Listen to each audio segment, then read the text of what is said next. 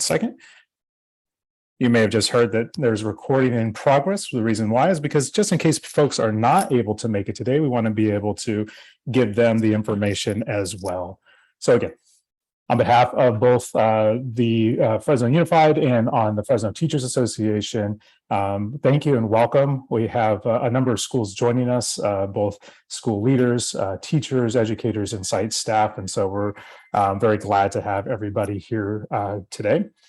We hope that this is an informative conversation, less of a meeting. I know it may have been described as a meeting, but I hope that it's just a conversation. At least that's how we envision it, and an invitation to new ideas. So with that, we'll go ahead and get started. Today, the conversation leaders, if you will, I will introduce them from left to right. Deputy Superintendent of Fresno Unified, Misty Herr.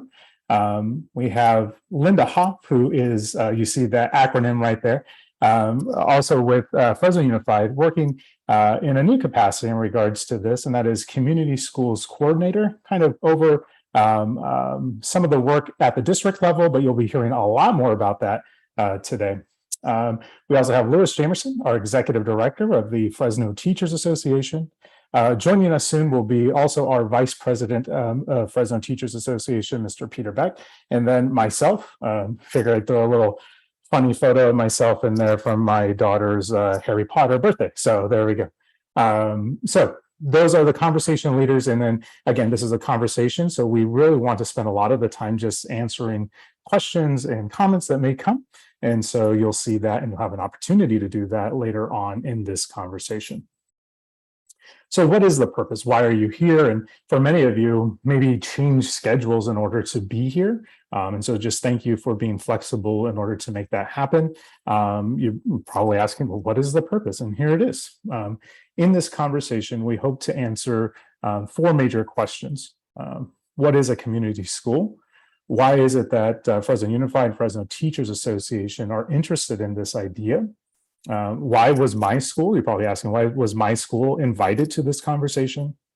And then what would it mean for me as an individual and my work within the school context if we agreed to launch this vision for both our school and for my school community?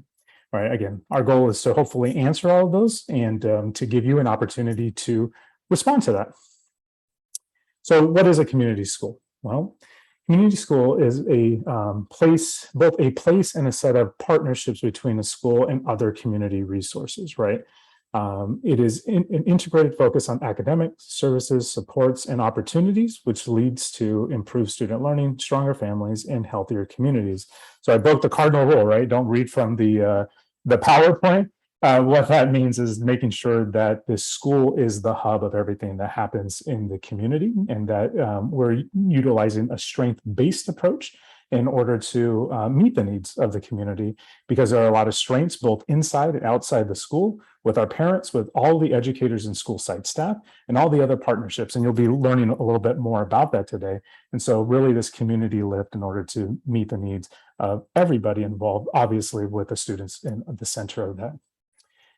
It was important to us that we describe not only what a community school is, but what a community school is not. We know that sometimes we might hear of new programs or new initiatives and think, well, this is, just one of those new things. And so we want to make it very clear, community school is not just a new program. It's not a program at all. It's really just about a strategy. We've been using the term or the phrase, a way of doing school that recognizes the strengths of all the stakeholders involved, right? Again, not just our students, not just our parents, not just our educators, not just our staff, but recognizing all the stakeholders, utilizing their unique strengths and what they bring to the community, and what we would call, I guess, the learning community, in order to meet the needs of all the folks there. Okay. So again, what's the approach then? If it's a strategy, it's not a program, what is the approach? You've heard me say it, and I'm just going to put a little bit of hopefully more academic language to it, and that is we're addressing the whole child, right? This whole school improvement strategy, right? And again, we want to overemphasize that term. It's not a program, but a way of doing school. where we're partnering together both from the district level and the school site level, district administration, school administration, and then working closely with our educators, our classroom teachers, our students, our families, and then bringing in that network of support with our partners in community agencies, whether that be nonprofits or local governments, and really working with this coherence in mind, organizing and aligning those resources in order to improve student outcomes, right? So again, it's this approach, not a program, of how we might utilize those supports and those strengths throughout the entire process. Now, this work is happening not just here in Fresno, it's actually happening throughout the country. You're going to hear a little bit more from our other conversation leaders in just a second. But it's all founded on what they call 4 pillars of community schools, right? Think of this as the conceptual framework for the community school strategy, right? So on the top, on the blue component of it, is the pillar, and then you see some examples of that in the beige component on the bottom. So one of the first pillars is family and student relationships. You're going to hear that over and over, that relationships in all of its various forms, whether it be from teacher to student, student to teacher, teacher to parent, teacher to administrator, all the different webs of relationships are at the core of what this approach is about, right? So in this case, family and students are essential partners, right? We're not just serving them, that they are partners in this work together, right? It gives voice not just to the teacher in the classroom, it gives voice to the student in the classroom, it gives voice to the parent at home for classroom work, right? The second pillar is collaborative leadership, right? So this idea that we're working together, things are not done to one another, but with one another, right? The shared leadership and action and responsibility. We talk often about accountability, but we don't really talk often about responsibility. And the distinction is that responsibility really starts from the design stages, right? We're responsible for co-designing something and moving that work into action. And so another key pillar, and again, all based on the relationships, in this case, the professional relationships that are throughout the system. The third pillar is student-centered learning, right? Making sure that our curriculum is relevant and meaningful and engaging for our students, right? Where they see themselves in the curriculum, right? And they see the connection between what is happening in the classroom and what is happening in their world and in their community, and really deepening that learning. And then the last piece is integrated student, teacher, and teacher supports. Now, if you Google this, and hopefully you did prior to this meeting, but this may have gotten a lot of the attention in research and maybe some articles that you read, because it is a great thing. It's a great thing to be able to integrate these additional supports on our campuses or for our students, whether they be mental health supports or other supports that our students may need. And yet, it's not just this idea of having wraparound services. This is holistically integrating those services as a community. So that's not just something that happens on our campus, but that's also something that's integrated into the actual work of the campus. And so you'll see that with strategic partnerships, both again with local governments and local nonprofits, in order to make sure that, again, we're meeting the needs of the whole child, right? So these are the 4 pillars, all working together in order to lift up all the people in the system and making it student-centered. Okay. Now, we're going to pause before, because I know it's a lot of information, so we're going to pause really quickly and just do a quick moment of reflection. And so with that, I'm going to pass it over to Dr. Linda Hoff. Well, good afternoon, everybody. Some of you may recognize my name. I spent 30 years preparing new teachers from Fresno Pacific University. And if you're there, hello. Some of you perhaps had me even as an instructor. I'm glad that Manuel invited me to pause with you just a bit in the midst of a bunch of information. Just think about where you are today. And in order to do that, go back and try to think about what you were hoping for as teachers and school leaders and staff when you came to work in a school. I've asked thousands of teachers that question when they entered our program, and they typically say, I wanted to make a difference in kids' lives. And some of you may say, yeah, that was what I said. Some might even say something like, I saw it as a calling. Others might say, I loved science and I wanted kids to love it like I do. And there are many other answers. But I think it's probably true that the reason that you're here today is because at some point you had an idea about what teaching and leading in schools would be like. And I can tell you that when my students would come back after 5, 10, 15 years, they always said the same thing. It's much harder than I thought it was going to be to make that difference.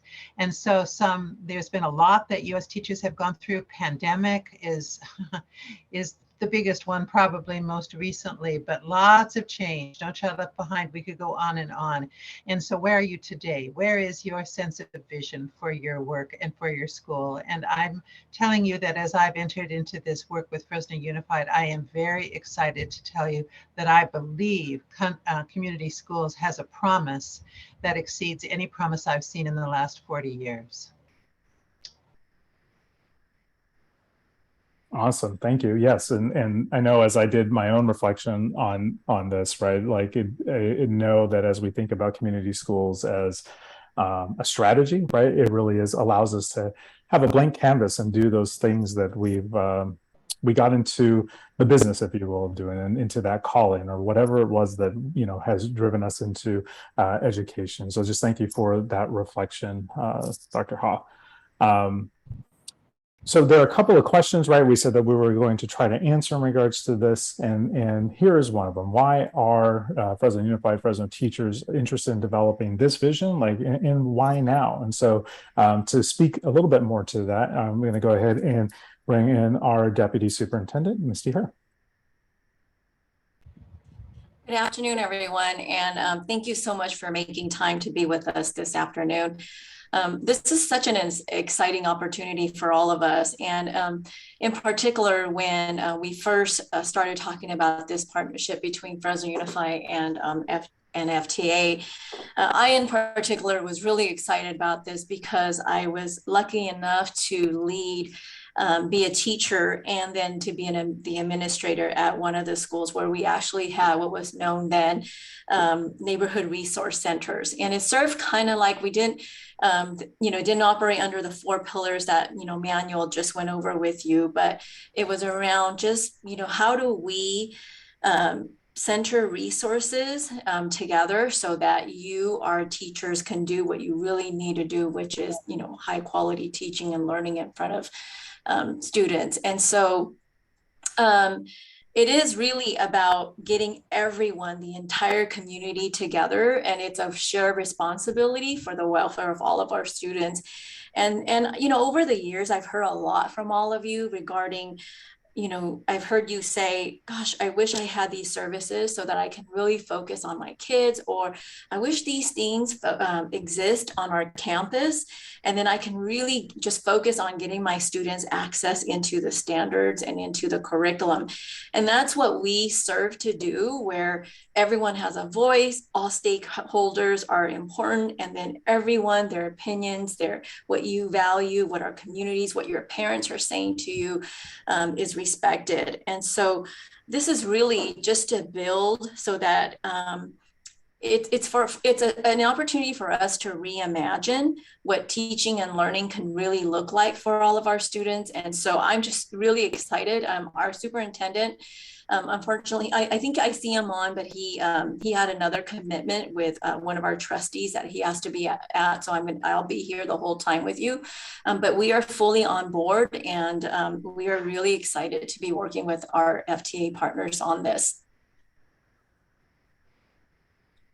Yeah, no, thank you for that. And again, just want to reiterate that coming together and really talking about how we could do this lift together. And I think Misty really, put it together, right? Like this is what I think people would like, and it's about working together and figuring out how we're going to do this. And so to talk a little bit more again about why now, like what is it that is driving the why now and the opportunities ahead. I'm just going to go ahead and bring back Dr. Ha. Right. So why are we interested and why now? Why the Central Valley? Well, what I didn't know, I've been studying this for a year on my own, and then in a minute we'll talk about how much resources going into this. But I've come to understand that there have been community schools for decades. One might even say the original schools, little schools, not normal schools, but horseman schools, were sort of like this. I mean, it was the community at the table. In fact, the teachers were being paid with, leftover chickens and potatoes from the farms. We're not planning on doing that if you're worried about that. But it is an opportunity for us to learn from others, because people have been doing this in other states in this country for 20 years. I've sat on zillions of webinars hearing their stories and hearing about the long journey that it is to create a community school, and it doesn't stop. It's not like you get one and you're done. It is constantly reinforced through the new people who come to that school and who begin to find themselves in the center of that community vision. There's a lot of research, there's a lot of money, and there are colleagues even within our valley and our county that are working on this as well. We've been going to meetings where many districts are showing up and saying, how do you do this? We all want to do this. So we're a part, not a one-off, not a grant, not a single grant. It's not about the grant. It really is about the vision. Yeah, no, Thanks, thank you for that, Dr. Hoff. And yeah, definitely. I know that we're going to transition into like the financial component of it. And you're absolutely right in mentioning that, right? I know that from our perspective, it was important that the work really drive and it would not be driven by the grants. And it's really a both and, as I know a lot of teachers have heard me say this both and I definitely got that from Dr. Hoff, so I'll definitely credit her in regards to that from my time at Pacific, right? But it's not just about the work ahead, but then also the opportunities that the grants did allow us to do things with, right? And so the work, it really is about the work, and there's some additional opportunities that allow us via the grants. And so I'll just bring back our Deputy Superintendent to talk a little bit more about that in detail. Thank you, Manuel. The thing I want to make clear is this is something that our district feels really strongly about. And so sometimes when you think about, okay, grants that you're getting and then what's going to happen when grants go away, this is an investment that we are making into. So whether we have grants or not, we want to make sure that this is longstanding and that we build for this to last. And so that's, just want to make sure that we're also really thinking through that, because some people, and I've gotten some of you reach out to me to say, okay, but what happens when the grants run out? Well, we are going to be going into this together, and we're going to make sure that we're able to sustain this with or without the grants. So as you know, and in some of the brochures, hopefully that your principals have shared with you, is we did get additional funding from the state so that we can do some strategic planning. This year, Fresno Unified did receive about almost $200,000. It was about $188,000 for us to plan and launch this work. And so there's been a really small group of us that have been working, primarily myself, Louis Jamerson, Manuel, and Linda, and our superintendent. We've been working closely together. And then we will be putting a steering committee together in the next couple of weeks, so that then we can get into what this is going to look like, and then also to get more voices in. But if you can see as you can see from the brochures that your principals have shared with you, the governor has launched, it's probably the largest investment in the history of California, $4.1 billion to cover over 7 years. And then we will, after the holidays after December, we will be applying for our implementation grant, where each school will receive up to $500,000 per school for up to about 5 years in this program. And again, I just want to reiterate that sometimes, when we think about grant funding for any type of strategies or initiatives that we're doing. It is our every intention from the district that whether we get the grant or not, that we move with this work because it's just something that we truly believe in. Yeah, and thank you for that, because I know that, and I know that if you see it now, our vice president of Fresno Teachers Association is now on the line. You can see him, Mr. Peter Beck. And I know that Peter had been working on the teacher side of things, statewide advocacy. And these are teachers that have worked across the state in order to advocate for additional funding in order to make things like this possible, right? And so it's a both and we're doing the work and also trying to get the resources to make things like this possible. And so, yeah, thank you for giving that summary. So you're probably asking yourself, okay, this giving me a little bit more information, but why was my school invited? Well, the reality is that each school was invited after many discussions for their own unique strength and or impact to the community. So again, that may look different for different school sites, for different regions, but bringing their own unique strength to this process, and really with the idea that each of the school sites invited to this process and this conversation, I should say, would be successful in bringing aspects and then the totality of it to fruition. So that could be stuff like the staff coherence, right? Making sure that, you know, there was a staff and leadership that were ready to go. They are working well, and there's a lot of coherence there in order to make something like this possible.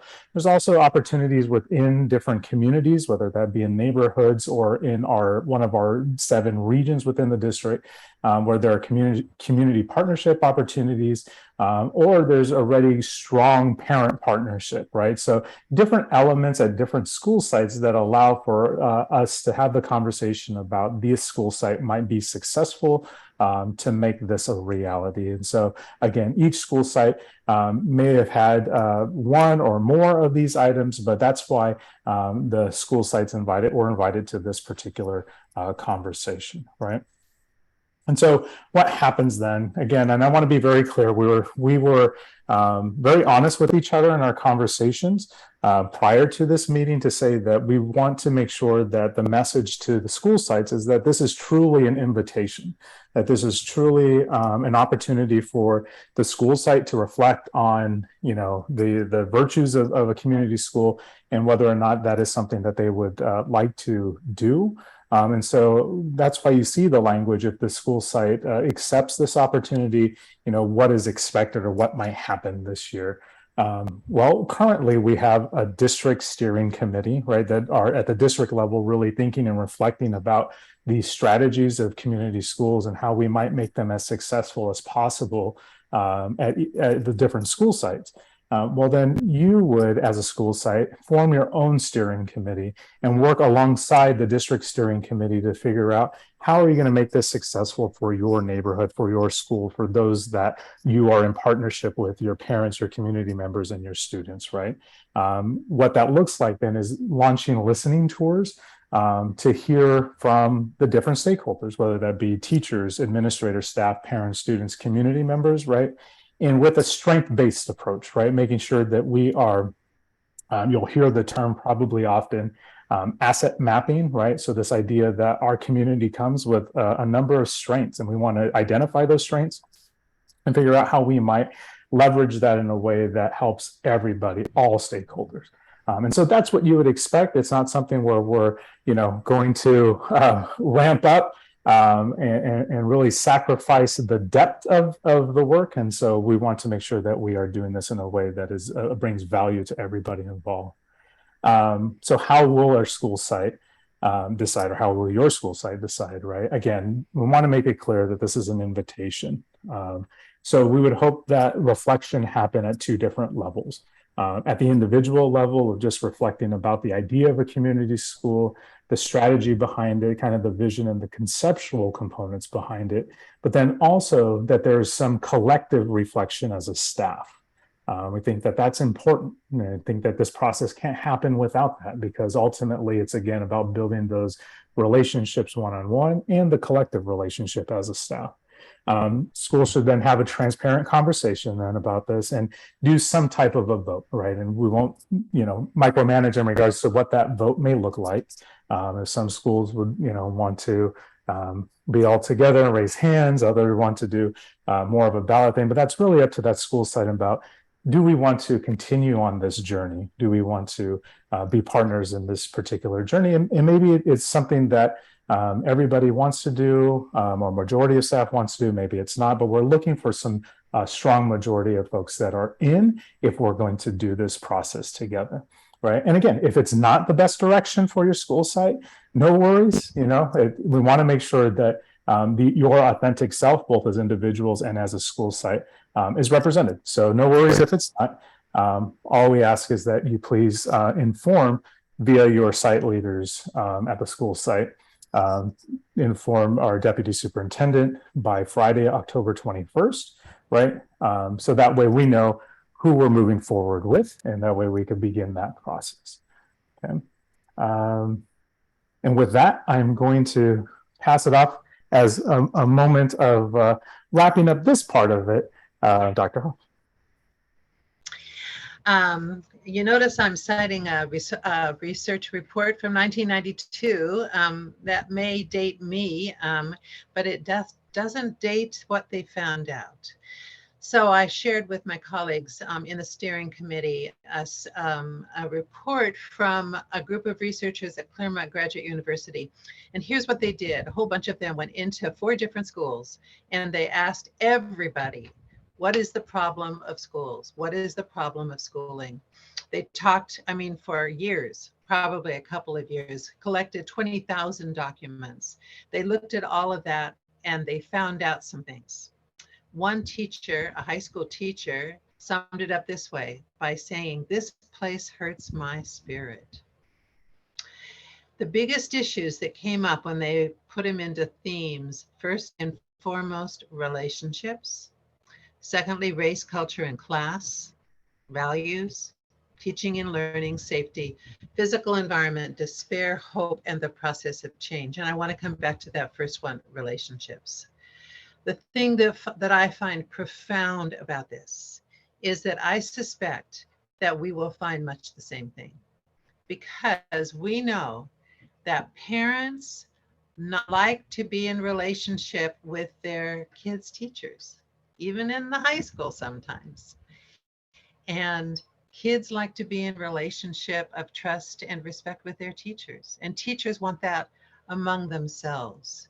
So we have to ask, if in 1992, and those years, everybody read this report, it was very popular, but nothing happened afterwards to address this.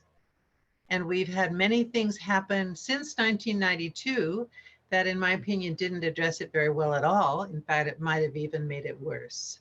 So I would propose that community schools offer an approach to schooling that is centered on establishing a culture of belonging, a place where kids teachers, everybody does have relationships. The relationships will be more dense and more involved than many have experienced in the past, and that can be a little threatening, or it can be very exciting, and often the threat turns into excitement. So I share this with you because it just struck me as, isn't this unbelievable? We've been talking about this for decades, and here we are today. So I invite you to be a part of this opportunity to respond, so that most kids don't say, "This place hurts my spirit," but it says, "I love to come to school." All right. Thank you for that reflection, Dr. Hoff. And with that, we're going to go into probably the most important part of it. This is your questions, your feedback, your comments, your concerns, right? And so there's 2 ways. There are 2 ways in which you could do this. You could raise your digital hand, and if you do so, just know, be prepared. I'm going to allow you to speak. I have to press a button that allows you to speak. Be prepared to go ahead, and if you could, just to make this a little bit more clear for everybody, say your name and your site, please, and then you could go ahead and ask your question or state your concern.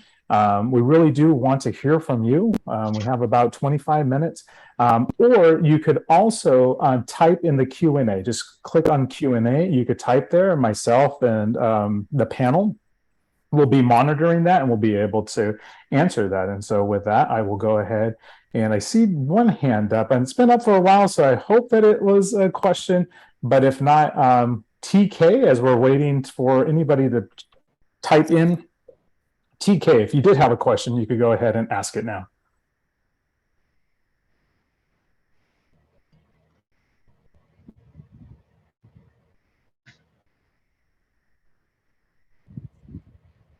I think they're going to have to come off mute.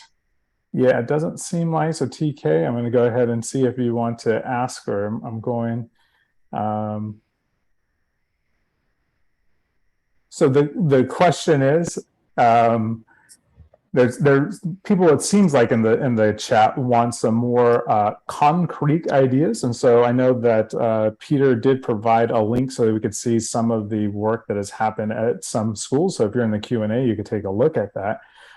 Really, and I'll go ahead and I'll start us off, and others in the panel that may want to join in, please feel free to. But more concrete ideas in regards to this is just think about leveraging the strengths, right, of your school site. And so there are many strengths in your school site that includes, all the stakeholders involved to meet the needs of your school site. And really it's about the community, right? And so maybe we know that social emotional need is so high right now, right? And so maybe there's an area or community where that's especially high. And so who are we partnering with as a school, whether it be nonprofits or other local municipalities, in order to create an integrated way to address those needs on the campus. And as I talk to teachers, now this is from a teacher's lens that I'll say, I often tell them this system or this strategy allows the things that are often on the plate of the teacher to really be taken off the plate of the teacher and handled by people that are experts in those particular areas.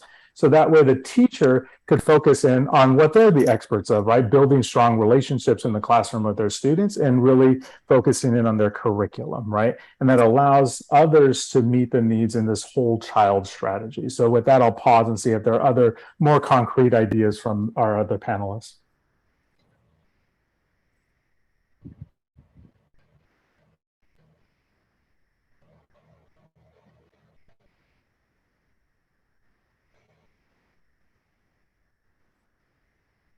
Okay, I don't see any more.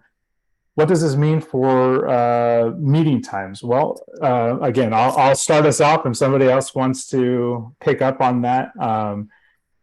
This is a whole new strategy in regards to that. And so I would imagine, or I would envision that really as a school site, you're having a conversation about what does meeting time look like? Because all of this is really based on a shared leadership and relationship model, right? And so you would be having these discussions on your campus to say, what does that look like for us in order to meet the needs of our students, the students that are in front of us in our community, right? And so really it's a conversation that's taking place at the school site with the idea that students and students are really at the center of this. Dr. Hoff, go for it.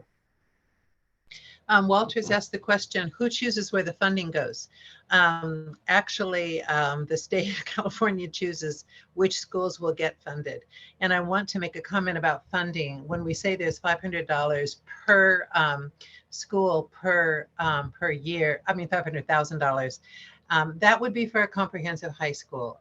It's the amount of how much of the 500,000 per year depends on how many students are in the schools. So probably with elementary schools, they would be more modest than that. I don't know exactly what they would be. But actually that money then goes into an account, and that account, I don't know how it'll be organized at the district level. Misty would have to answer that. But then it is, in fact, the steering committee at the site that is determining where the resources go. Somebody else asked a question about, is there going to be a coordinator or something? Absolutely, it's written into the expectations. Every single community school will have a full-time community school coordinator, and that will be a critical leader that will make this successful. And I just want to chime in with what Dr. Hoff is saying. As we will handle the grants like we do with any grants that come into our district for other initiatives or programs that have come in. but we will not dictate for you. Now, there's some parameters within the grant that we, of course, will have to follow, but we will not dictate for you like what you use your the funding for. That's why it's really important that your staff is all in this together, and then there's going to be a lot of listening sessions and learning from your community.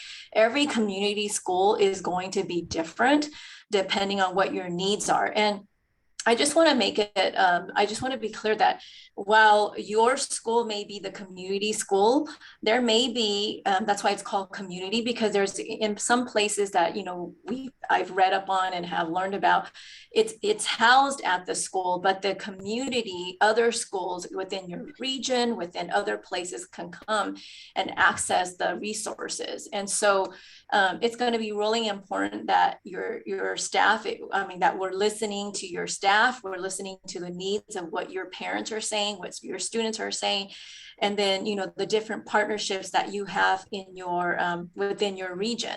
And so every region is going to be going to look different. And so it's going to be really hard for me to say, well, at every single community school, these things are going to exist, because it might not be what your school needs. Yeah, no, these are great questions, and part of it is, and I love all the questions in here. Just we'll start reading off a little bit more. There's about 10 of them in here, but things like Melanie, how do we ensure community involvement? You know, a discussion about, or a couple of questions I should say about the actual community schools coordinator at the site, and what are the qualifications, right? So we definitely have some best practices to go by, and yet there's a lot of learning that is going to be happening, you know, together in this, right? And so really listening, that's why we wanted to come here first and say, what are the questions, what are the concerns? Because we want to make sure that we do this as best as possible, and really are listening to folks in there for this process. Dr. Hoff, I see your hand up. Yeah, I want to affirm what Emmanuel is saying. We do not have all these answers. Nobody in this state has all the answers to even just these few questions, because we're going to do this together. We're going to learn together, and it will be distinctive for each school. How do we ensure community involvement? I think the way I would approach that is to say, just as we are inviting schools to participate and to launch this vision, we will be inviting community CBOs and other community groups to join a school site and to be a part of the solution and a part of the questions. So this is sort of a sign up and let's do this together kind of a process. When you ask about what are the qualifications for coordinators, there's lots of information about that, but each school and this district will need to decide what's most important. So we don't have it all in a package like many programs are. There's no box to give you like there was with BITSA, like there are with many programs. There is a relationship and a conversation that is going to be started at these schools. Adele Stewart, I see your hand up. I'm going to go ahead and come to you. If you could unmute and you could go for it. Okay, so just a little clarification, is in talking about the community schools, let's say our staff gets together with district office and everybody and decides that our families really need better access to healthcare and counseling. Is it possible, like, is that where we would open up like a clinic on our campus? Can you be kind of a little bit more specific in that? And then maybe if you could speak to, like, if there's another community school in the district that you can kind of give us an example of like what they've done. Yeah, maybe I could get us started, and then if other panelists want to join in. There's no other community school in the district. So go ahead and start there. And it's one of the reasons why, as a district, there was an application for the planning grant, because that way we could have the resource in order to really dig deep into the planning process and really set the foundation on how we might implement this correctly, right? Or as best as possible. I don't want to use, right or wrong terminology, but as best as possible. In regards to your first question about if there are particular services and how that might be integrated, it really depends on the school site. So we can imagine that maybe your school doesn't necessarily have all the space necessary to utilize that on campus, but that's where we're leveraging the partnerships locally, or excuse me, in the community to figure out how we might be able to meet that need while also doing these other things, right? Does that, I hope that makes sense. And I'll invite my other panelists to join in on that. Manuel is correct in that we have to look at like the uniqueness of your school and what your needs are. And so like he said, you may want to do some sort of health for your students, but you may not have a dedicated room just for that. And so it may be leveraging like working with our health services department to work with some of our health partners to see how we can bring that into your school. Other things have been, maybe there's some mental support, mental health supports that are needed. And so it's working with some community-based organizations so that then we can find some people to come on your campus maybe 2-3 times a week. Or I know some of you, like for example, Heaton Elementary works very closely with some of the housing partnerships, so that maybe there's something that could happen. And we've been kind of in talks with the housing to say, can there be a dedicated spot? Because most of the students that go to school at Heaton are over there. And so can there be a dedicated spot at the housing, complex where we can have services there, and then families don't have to go all the way to the school, but they can house it, they can just have it right at the complex there. So it depends on the uniqueness of your school, what you need. And again, that's why listening to your families and your students and then your teachers on what is it that you need, that's going to be really critical in this process. That is why we got a year of this planning grant, and it is simply so that we can plan, we can look through what are the things that we need before we actually go into implementation. And just because we get the implementation grant, that doesn't mean that we're going to like implement right away. I mean, there are going to be some things that are going to have to be planned even during that year. Yeah, I see a lot of great questions. And again, it's one of those things where we could have come and said that we have all the answers for you, and this is the cookie cutter thing. And that's definitely not the thing that we wanted. And even with all the schools, and I just want to pause really quick, we are trying to condense a 2-day event of information into about an hour's worth of time. And so that you should have all of these questions, and it's great. But every community school looks different, because every school looks different, because every neighborhood looks different, and because the strengths and the needs of one area are going to be different than the others. And so when I see questions on here, some great questions about, well, what does that look like for my day? It feels like adding more to my plate. And really, I want to just reassure folks that this strategy is about really taking things off their plate and focusing on the things that we feel are the strengths to meet the needs of our students, right? And allowing others to fill in those gaps. So we're again, this whole community approach, as opposed to just being one role taking on those things. I know, again, I can only speak for the teacher role. I know a lot of teachers feel like there's a lot of stuff on my plate. Well, this is designed to make sure that you could focus in on the thing that you're the experts in, and then allowing everybody to work together to fill in those other areas for the student, right? So again, great question. There's a question about like who would be on the steering committee, and by virtue of not only the grant at the state, but just the idea, and one of the pillars is shared leadership, is that we would have to have all roles on that committee, and that it is a shared leadership model that decisions are going through that particular body, right? So, and again, the actual detailed structure of that may look different for everybody, but the idea is that everybody has some a shared leadership model in that particular school site. There's a question about extended learning. What does that look like? Because it is one of the aspects of community schools, and that's the beauty of it. That might look different for everybody, because I know when I talk to teachers, they say, well, wait a minute, does that mean I'm teaching, an additional X number of minutes? And we're saying, no, that's not necessarily what it means, right? It means like maybe we're at a place that just needs some additional after school programming, whether that be through enrichment or tutoring. These are all just ideas, right? But that's how they're getting their extended learning. So really, if there's an analogy that I would use, is think of this as our blank canvas, and we're saying we have all the strengths, all the paints that we need. How are we going to paint this image of school that we want it to be?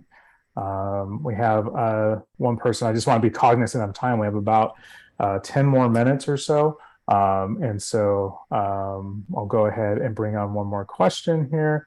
Ms. Montez, go for it. Hi, Emmanuel. Good afternoon, everyone. Hey, just a question. I'm looking at the chat, and there seems to be concern about kind of like added responsibility to teachers and staff members. I see that a couple times mentioned in the question. So how would this affect as far as duties for teachers, anything that's added on? From what I'm hearing, I'm not getting that this will be put on the teachers for more meeting time, not extra expected duties. I see it as supporting our families through community partnerships, but could you speak to that just to be, so our teachers will have more clarity and staff members? Yeah, absolutely. And I'll speak at it from the teacher lens, right? And I invite our other panelists and deputy superintendent to speak from it, maybe from a different lens. But if from a teacher lens, I see this and I say, great. Because now in a shared leadership model, I have I have a conversation. I have a venue to have this conversation as to what is it that's important for me to succeed as a teacher, right? Just like others are having conversations about what it is for me to succeed as a parent. And I also see it as us really in some ways, and I don't want to make it sound like negative language in any way, but it allows us to, or forces us to have a collaborative conversation to say, what is it that is truly necessary in order for our students to learn? What is it that's truly necessary? And again, maybe at some school sites, it's less meeting time and it's something else. Maybe, so really allowing us to have that shared leadership there where it's not meant to, and I promise you, I would not advocate for a community school strategy if I thought that it meant more responsibilities for anybody, but particularly in my role for the educator, right? It's about freeing up those things so that way we might be able to really go deep in the things that we're experts in. And that's for everybody in the room. That's not just for the teacher, that's for the office staff, for the custodian, for the administrator, right? And working together so that way it doesn't feel like all the burden is on one particular group. And I'll pause and see if there's any other insights from our panelists. One of the things that I'm noticing a lot is questions about the money and how can the money be spent? Can it be spent on staffing purposes? Can it be spent? Questions about even facilities. That's an easy question. You cannot build facilities out of the money coming from the state. That doesn't mean that the district doesn't have resources that is always building. And so if in the course of looking at the needs and the assets, we were to discover that there was some need for refurbishing a room, perhaps Misty would say, yes, we can do that. I'm not telling you that you should do that. I'm just making that up. So I think when it comes to the money, the thing you have to understand is that there is a lot of money being distributed to different things within Fresno Unified and outside of Fresno Unified. There are long lists in the research around this of different kinds of additional grants that can be sought after and braided and applied to community schools. So the amount of money that's coming from these implementation grants is really quite baseline, in my opinion. And we also have many agencies that are contacting Fresno Unified as they're discovering that we're interested in community schools and saying, we can help. How can we help? Everything from health clinics to on and on and on. And so I think the thing that I am imagining is that many more resources besides that grants themselves will be coming both in terms of human capital as well as money. Do you want to respond to that, Misty, as well? Yeah, and I think one thing we have to also look at is, I know there's a question in here from Walters, what if we need more money than what is provided? Will the district put in the rest? And I think it's really one, you got to really do this whole like asset mapping of what is it that you need and what are you going to do with the money that is going to be given to your school. And then if there are additional needs, then of course definitely we can explore that, and we can, because we want to build to sustain, right? But we can't just say, okay, we're going to increase 5 more of this, or we would like to build like 3 more classrooms, because I mean, we have to look at, you got to look at like, what are the immediate needs of your school, the long-term needs of your school, and not just from you, but like, what are your students saying? What are your families saying? What is the need of your community? And then you can make those informed decisions. And then definitely, if we need to support from the district, we're committed to this work. Okay. Another question that was one real quick, Manuel. A question was asked about, this seems like three weeks is not a very long time to deliberate and decide if we want to go in this direction. I hear you and I understand that. The only reason there's any pressure around timing is because of grant deadlines, and we have to name the schools in order to apply for the grants. And they're all individual grants, so that's a lot of grants to write. The thing that I would say is, if at your site, as your principal leads conversations, however he or she may do that, if there's a need for more Q&A with your site specifically, then contact us, and we will make sure that we can provide some support for that. So it isn't like once we turn off this meeting, then there's nothing else to learn and you have to just jump or not. Ask us and we can help get you more information that might help you make that decision. Can I address one more thing? And there was a question around how many schools, and right now we are starting with 10, because 10 is what we think we can do. And like Linda said, because we have to be in with the grant deadlines, there will be other opportunities to bring in other schools. And so like, if your school does not feel like this is the right time for you, there's just different dynamics or things that are happening, completely understand. Like Manuel said, no worries. There will be other opportunities and other times that you may want to be involved in this. No, absolutely. And thank you for reiterating that, because we again, ultimately, this is about an invitation, right? And making sure that we're answering as many questions as possible, and to know, like a lot of things in education, or particularly when you're designing something new, that the process could be a little bit messy, and that's great. That's what we're doing. We're creating and we're designing together, and excited about that opportunity, right? And so I'm going to take one last question from somebody, and then stay on the line, because we actually have a poll. 2 questions, very simple, that I'd like to do. So last questions from Melanie. Go for it.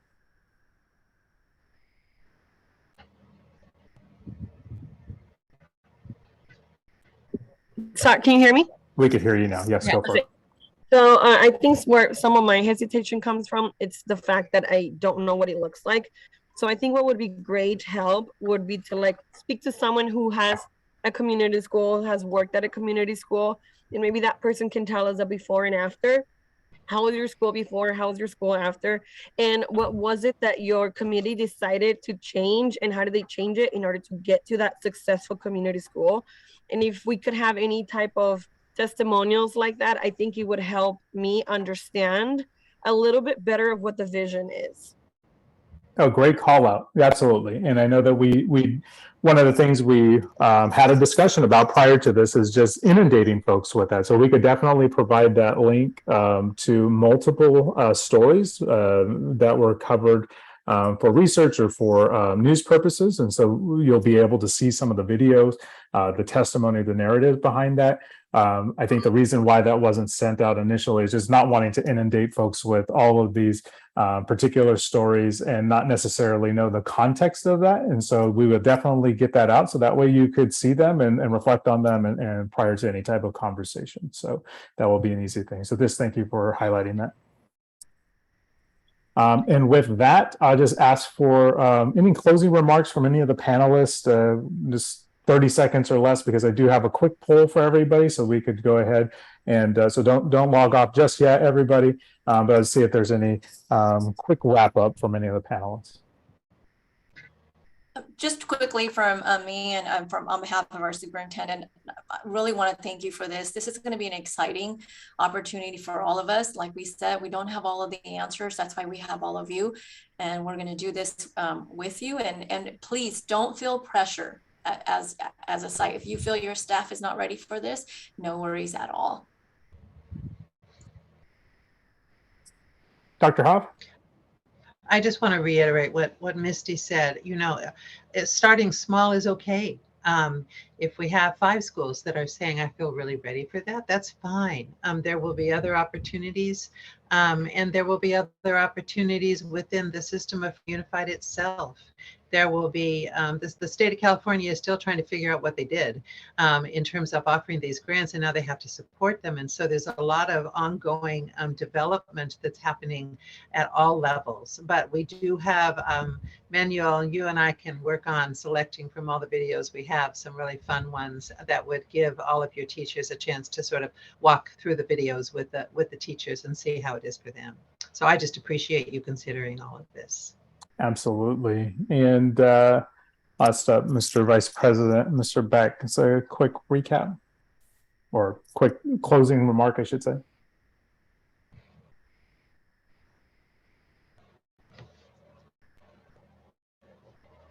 Are you able to hear me? Yes, sir.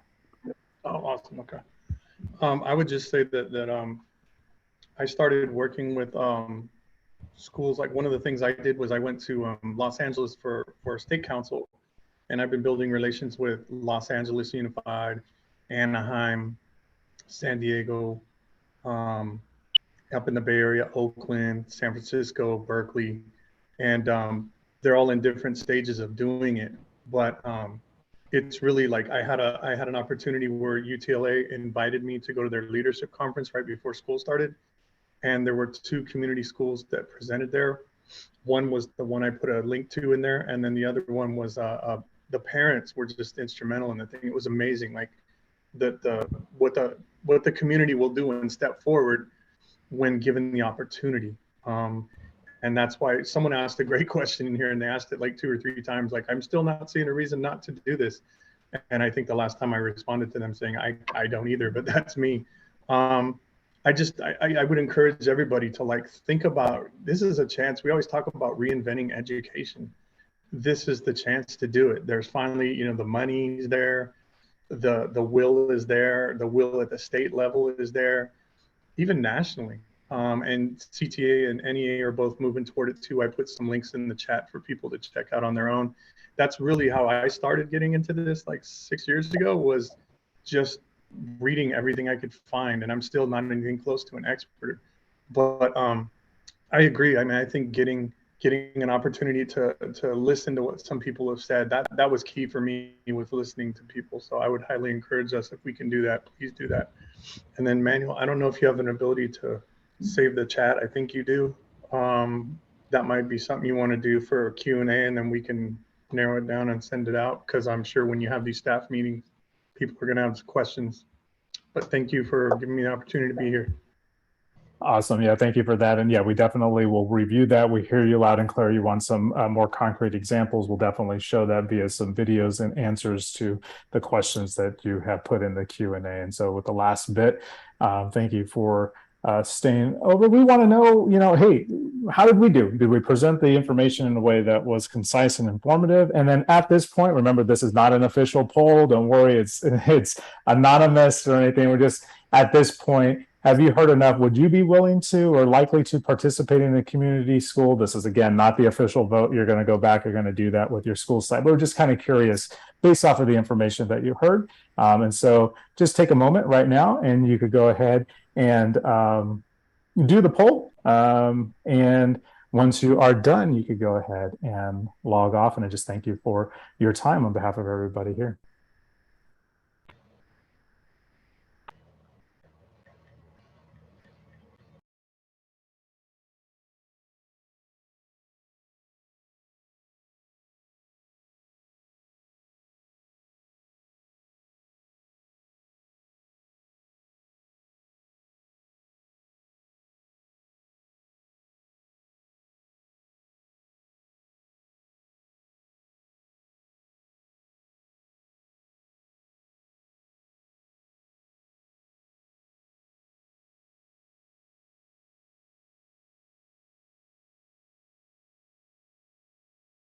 Again, if you haven't done so already, please make sure to complete the survey. Please make sure to complete the survey. 2 questions, again, not an official, just kind of gauging where you are right now. Go ahead and complete that, and then you could log out. And thank you again for your time.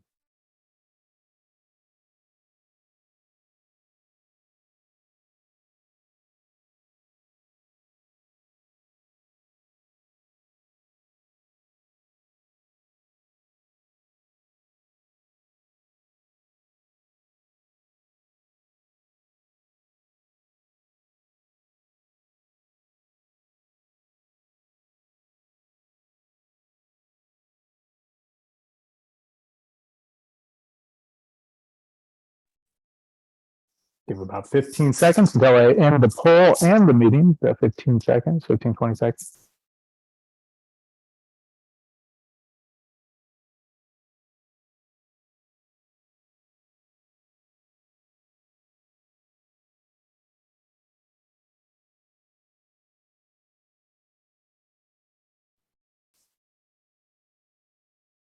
All right, everybody. I hope you have a good evening. Enjoy the rest of your evening, and we will talk soon.